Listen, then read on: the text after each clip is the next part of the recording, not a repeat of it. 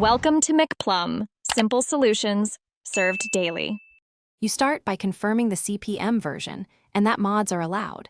This prevents incompatibility. Next, back up the vehicle and mod folders so you can restore if something breaks. Then locate the rim asset ID and matching texture and mesh files in the assets list. You'll need those identifiers to reference Chrome variants. Once done, prepare a working folder with the asset names and ensure your editor can open the mesh and material files before moving to replacement steps. Now you'll replace the rim material with a Chrome-capable shader and set metallic near one. Zero and smoothness high so reflections show. If the mesh needs a tighter fit, import the new rim mesh, align pivots to the hub, and scale precisely. Mismatched pivots cause wobble. Then edit the CPM asset manifest to register the Chrome variant with a unique ID and proper file paths.